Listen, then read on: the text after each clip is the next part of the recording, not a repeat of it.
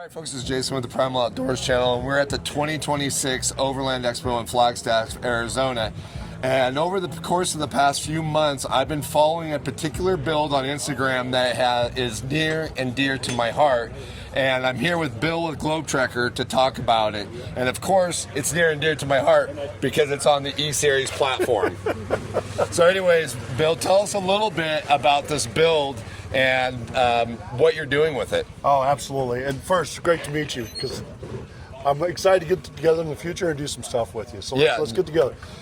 So this is a traditional E-Series 2024, upgraded with the trail-ready bumpers, the trail-ready beadlock wheels, and of course, U Joint Offroad 4x4 conversion, right? Justin in Colorado did it. I mean, beautiful job. I love it. Did the rad flows. This thing drives like a dream. It's got the 7.3 Godzilla, and it just cruises 80 miles an hour down the highway, no problem at all. And so this was a collaboration build that started Overland Show in Colorado last year. Nice. So it was just one of these that we saw the opportunity of the E-Series suspension because it has 22 degrees of rotational twist. So this truck will flex and do what we want it to do, which is keep the tires on the ground. That's exactly it. And I've done a lot of off-roading in mine, and it's got a 4x4 conversion, and for a big vehicle it does really well, and that's why I really like this as a particular base for this type of camper, because this is something I'm very interested in, going kind of my next level up from the van I've been in. And like I said, but I still want something that is going to be more nimble off-road and still be able to get into great places while offering me a bit more luxury in the back. Absolutely. And the other thing I like about the Ford chassis here is the simplicity of it. It's got enough torque, it's got enough power, you can gear it right, and you can climb anything with this thing. You can air down, and your contact patch is almost nothing. I mean, let's start with the chassis itself. A Transit has zero rotational twist, so you can upgrade it, you can do stuff, but you're going to tricycle. A Sprinter has 0.7 degrees rotational twist. You're going to tricycle. So when you have all-wheel drive and those things, they don't like to tricycle because alarms go off, sensors go off. This with U Joint has the electric lockers in it. It's everything. I mean, this thing can go anywhere. And when we aired down the sand, I mean, it was dancing. It was floating. I'm at 12,000 pounds right now total with the way it is, and the interior's not built out. I can run traditional medium-duty tires. I don't have any problems right now. I mean, it's great. Yeah, it's easy. That is great. And so with the Ford, there's not depth. I've got a Super Duty, flatbed Super Duty camper also.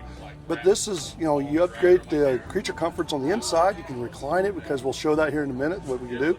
But the engine itself is simple. There's not a lot there, and it's tried and true. Right. That's what I've heard about the 7.3 Godzilla motor, is that it is a more basic from the traditional what's out there now. It's still like a more basic engineered motor, lots of power, lots of capability, but easy to work on as well. And I think that's super important. That's something that people don't think about, especially if you're going to take it way off the beaten path. There's not a lot of things that can break on it. That's great. So show us a few more things. So let's talk is there anything more up front here that you would like to show us? Trail-ready bumper, of course, all fitted out with rigid lights and so forth. Don't have any winches in it yet, still working on that. Lin solar hood on the front, so kind of keep the battery maintained. We're still in build process of this. It's my personal rig, so it's still in build process, right? Right. I mean, we just got the truck in December and started going through it, so it's like, start telling us a little bit, because this is the thing that also really attracted me to this, is obviously this composite box.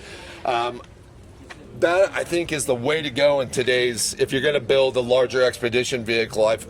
From my research, it just feels like the composite box is the way to go. Tell us a little bit about your composite box. Yeah, so we're a R11 panel. It's 1.5 inches. We also have our patented aluminum PVC co-extrusion. So the frame is actually a two-piece assembly that goes together. But in like all of our camper kits, you just glue the channels and slide the panel into the channel, and it's a very simple assembly process, right? So this is a very four-season camper. It's very much can go outdoors and have total fun and long time, not have to worry about energy loss because you try to heat it and all that kind of stuff. So that's great. We tailor a lot of our campers. So you'll see composite campers on the E-Series now coming out. And we're behind the scenes working with these guys to kind of help outfit and give them their own look and kind of work through that. But at the heart, it's still our system. Right. Yeah. So if you're not into the E-Series as much love it as me, you could do this on an F450 chassis or a Ram chassis or even Sprinter chassis or any other cutaway chassis that you want to choose from.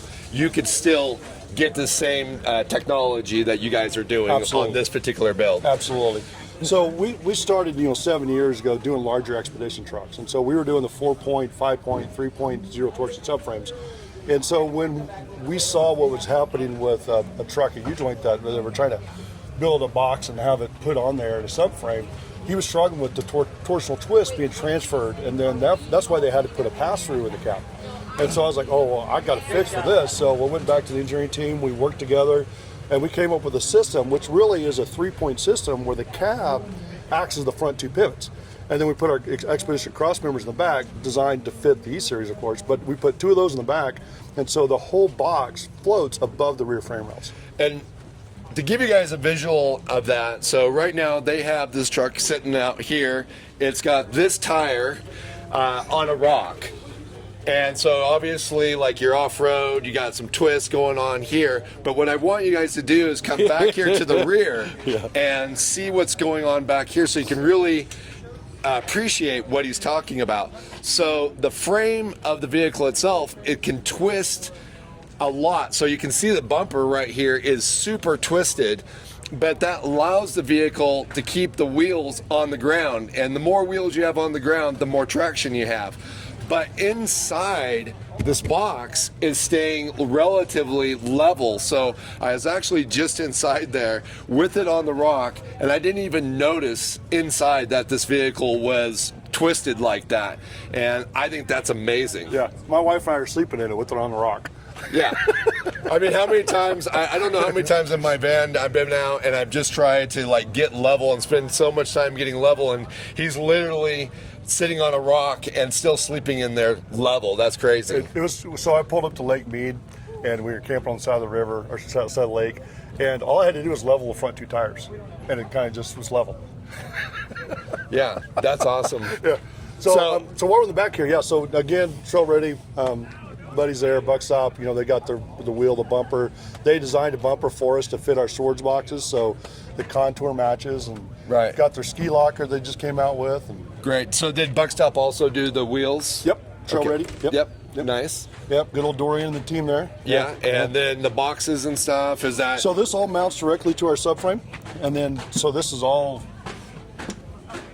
globe checker designs, storage boxes. You got a little heavier support here, so you can actually use it as a weight, a little tray if you wanted to, but it bolts right to the subframe. Nice. So, and the box itself, like you've got it configured a certain way, like obviously this is your personal rig, the way you wanted it, but this could be configured in any shape that somebody pretty much would want or design that they want. Absolutely. So we have this is the 158 standard, right? And then we have a 138 standard, which is 20-inch shorter wheelbase. But on both of those models, we also have a bob version where we've taken about 19 and a half, 20 inches off the tail, so you have a really good departure angle. Nice.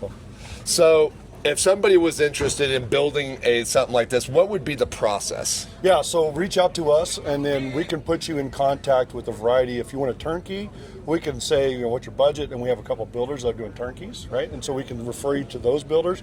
If you want just an empty shell because you want to do it more yourself, we can send you a certified builder like Foundation Vehicles, and they will give you a vehicle ready to go. He's a certified Ford upfitter, so he can even source a vehicle for you, help you, kind of simplify the whole process. But just reach out and we'll help navigate that conversation. All right. Well, anyways, guys, like I said, this thing is really rad. I was really excited that I was able to come here and check this out. This was probably the one thing at Expo I was the most excited. Yes, we got one more thing we need to show real fast. Oh, okay. Well, we're not done yet. Yeah. I mean, this is what we love about vans, right? Right. It's the big opening. Oh, I can't believe I almost forgot this. One of the things I actually love the most, of course, about doing it on an E-Series instead of like a big truck is the big pass-through. And being a van guy, I'm just so used to being able to pull into my camp, get out of my seat, go into my habitat, cook, eat, sleep without even opening a door, and that's really important to me. And this one has an amazing pass-through. And the truck ones that I see a lot of times, you can get back and forth if you really need to, but you're not really going to use it. It wouldn't be usable. This is absolutely a usable pass-through, and I love it. Thank you. Thank you. No, I'm glad you caught that. I'm glad you caught that. I'd have been really disappointed later if I would have forgot to talk about that. Yeah, so when we patented this subframe design, we also considered that this would be awesome for trucks. Because how many people are crawling through small holes all the time to get back, right? So being able to do that and give you like that traditional RV feel of a large hole and a large living space from that cab, man, that's going to be a win. Yeah, no, I like I said, that to me is something that I would really struggle to get rid of, to go away from now that I'm so used to, living in my van and doing that kind of being able to do that, especially with my dog. He can come up to the front seat and lay down, or he can just roll back and go lay in the bed if he wants to. And it's something to me that's just, like I said, extremely important. And from a safety aspect too, you're somewhere and something shady's going on outside and you want to get out of there. You don't want to be crawling through a wormhole, so. Yep, exactly. Yeah, and last shout out I do need to make is with my friends at Super Pacific. They gave us the rooftop tent, and we put it up there, mounted that up there, and this camper as it sits can sleep 6 people comfortably. Nice. And that's kind of insane to think about a van sleeping that many people. Yeah, right? And that would be great too. Like if you got kids or something like that, they can go up and camp up there and feel like they're tent camping and everything while you're down here in the nice, insulated walls and everything. Yeah, so put a walk-on solar up there, and you can literally hang out on the roof. I mean, you can walk on our panels. I mean, that's obviously you walk on the floor. So right. Absolutely great. Yeah. Well, again, check out my description. If this is something that interests you guys, it definitely interests me. Check out the description.